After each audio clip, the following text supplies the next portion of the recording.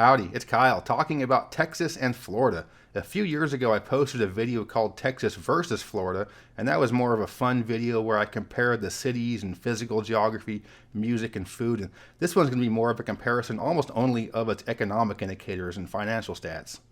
And I believe a topic like this is important to discuss because of what is my biggest pet peeve, and that is when people get geography information from political sources. So according to the US news media, every place is synonymous with its politics. Every place is a byproduct of its politicians, and if a place is the way it is, it's because of the way people voted. And a big part of what I do on this channel is to show that geography is more often the reason for things to be the way they are as opposed to your politicians. So in this video, I'm going to contrast these two states that have very similar politics, but have very many different things going on. So anything different between these two states is certainly not going to be because of the politics, because they're both pretty much the same there. So let's compare and contrast some things about Texas and Florida. Before I get into some of the contrast, I want to talk about some of the similarities first as to why these two states are often lumped together. Texas has a population of about 30.3 million people, and between the two most recent censuses, the population grew 16%. Florida has about 22.3 million people, and between the last two censuses grew about 15%. So these are two highly populated states that have grown a lot recently. And comparing the largest metro area of each state, Dallas-Fort Worth and Miami-Fort Lauderdale, they're also pretty similar. These are both two-headed monster metropolitan areas where one of the heads is certainly larger than the other, but the smaller one is still pretty large.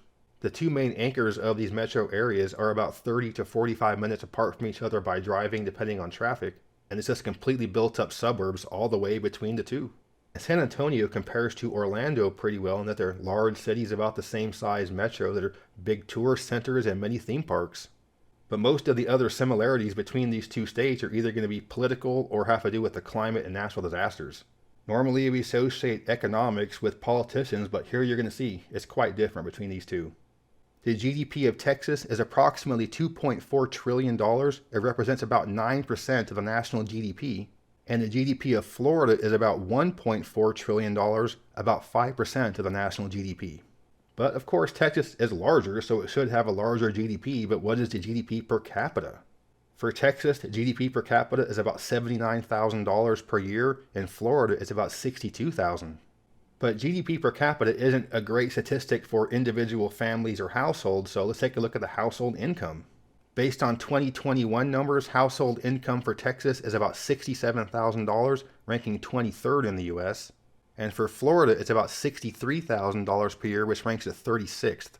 But we often use per capita personal income to measure household income when you factor in cost of living as well.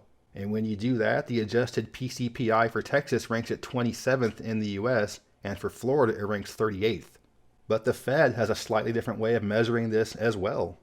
Using their methodology, the household income for Texas is about $67,000, ranking at 33rd in the US. And for Florida, the household income under this methodology is about $60,000 per year, which ranks at 43rd. Another stat to look at is median wage. For 2021, the median wage in Texas ranks 29th in the US, and for Florida, it ranks 38th. So GDP per capita, household income, no matter how you look at it, median wages, all of those are higher in Texas than Florida. But that would be okay if cost of living was lower in Florida, so is it? It's tough to get good stats on median house value, but I looked at several different methodologies and all of them have a median house value in Florida being higher than Texas. In general, median house value in Florida tends to be in the low 400,000 range and in Texas in the high 300,000 range. So not only does Texas have higher wages no matter how you look at it, it also has cheaper houses across the state. Okay, so that's income and housing. What about taxes? Both states have 0% state income tax, so no advantage to either one there. Florida does have a 1% lower sales tax and much lower property taxes. And Texas has the 10th lowest gas tax in the country, while Florida has the 11th highest gas tax in the country. And that's going to be a segue into how Florida gets its money. So Florida is a low tax state, but it gets a lot of its money from tourists. So you have hotel occupancy taxes, resort fees, and really high rental car taxes that are usually paid for by tourists. And with a really high gas tax and expensive toll roads, tourists are putting a disproportionate amount of the funding into that as well. So if you live in Florida, you're paying very low taxes because many tourists are paying for the things that keep the state going. But people that live there are paying those really high tolls as well. Florida has the most miles of toll road in the US and the most expensive toll burden per capita. So when you look at total cost of living between just taxes, insurance, and tolls, it's pretty even between Texas and Florida, even though the actual taxes portion is lower in Florida. But here I want to use Iowa as an example of, again, how politics isn't what matters in terms of taxes. Iowa is the same political leanings of Florida, but if you live in Iowa, you know you live in a pretty high tax state. Most people in Iowa pay between 6 and 8% in terms of state income tax, and it also has the 10th highest property tax rates in the country. But if you're Iowa, you kind of have to be a high tax state. You can't rely on hotel occupancy taxes and resort fees and rental car taxes and toll roads. Iowa's great and all, but it doesn't have the tourist numbers that Florida has to bolster its economy. And that's not politics, that's because Florida is a place people want to go. It's warm when it's cold where you live. Alright, so taxes, insurance, tolls, income, that's all individual stuff. What about companies in the state? I know the Fortune 500 isn't the best measurement of companies in a state, but still, there's a big difference here. Texas is number 1 in the country for Fortune 500 companies being headquartered there with 55, of which 2 are in the top 10, 9 are in the top 50, and 14 are in the top 100. Meanwhile, Florida only has 23 headquartered there. The largest is number 70. There are only 2 in the top 100, and 11 of their 23 are below 300. And that's a massive difference in companies there that's well beyond the difference in population. But it isn't just about companies being headquartered there. What about other large things going on? In terms of manufacturing, Texas is much more important than Florida. It has a much more diversified manufacturing economy, including 3 auto assembly plants. Florida doesn't have much manufacturing, and most of it is aerospace oriented, associated with NASA, which I'll get to in a little bit. But Texas has a big NASA and military presence as well, and aerospace manufacturing is big there too. The Southeast in general is huge in manufacturing, with the Carolinas, Georgia, Tennessee, Alabama being really big, but Florida is kind of the odd man out in terms of manufacturing in the South. And I'm going to bring it right back to geography. It's based on the location of Florida. It's not very cost efficient to build a lot of things in Florida. If you're on the Florida Peninsula, you already have to lose maybe a half a day's worth of time just to get whatever you made there shipped out of the state. So you look at these websites like Forbes and Business Insider and things like that, and they'll say Texas and Florida are both equally good for business.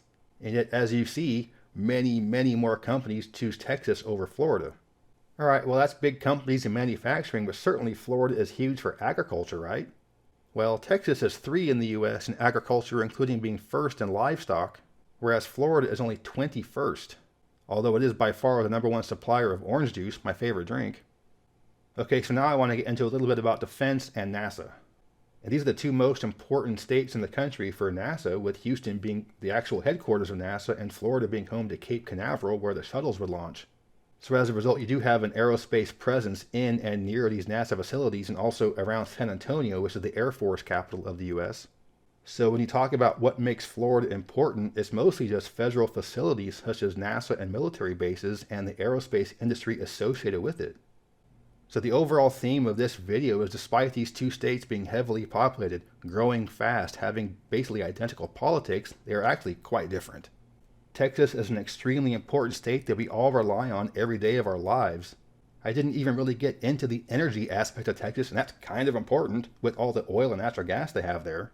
But also with so much of the high-tech stuff in the Austin area, the manufacturing, the agricultural sector. It's just a very important state with a really strong economy, decent wages, and a decently low cost of living. And yes, I do know the one thing that Texans need is an ego boost, so here it is for you. On the other hand, Florida just isn't really important. It's a place that we go to because it's cold where we live, or to go to theme parks. Okay, I doubt that there's anybody from Florida still watching this video, but if by chance do you think I'm way out of line by saying this, I don't really think Florida is an important state, especially considering how big it is. It's one thing for Vermont to just give us maple syrup and hippies making ice cream, but Vermont only has 630,000 people. Florida has 22 million people and gives us orange juice and Disney World. But again, the main point of this video is just to debunk politics. So those are the main aspects of the economy that I wanted to compare and contrast between Texas and Florida. If you enjoyed this video, please give me a thumbs up. If you're from Florida, go ahead and give me a thumbs down. Of course, you can't see it because of YouTube's policies, but I do think this is important to talk about because according to the US media, everything is just politics, and with these 2 states being very similar politically, 2 big states and growing a lot, obviously they must be the same, right? So I wanted to go over just how things are not because of the politics all the time, but sometimes it's just because of the geography. If you enjoy stuff like this, go ahead and subscribe to this channel. I'd really appreciate it. But yeah, thanks for watching. Geography King, signing out. I'd like to give a special thanks to my superior patrons for their support. If you're interested in purchasing a pin for the viewer wall map or just to support the channel, please check out my Patreon page with the link in the description. And as always, thank you very much.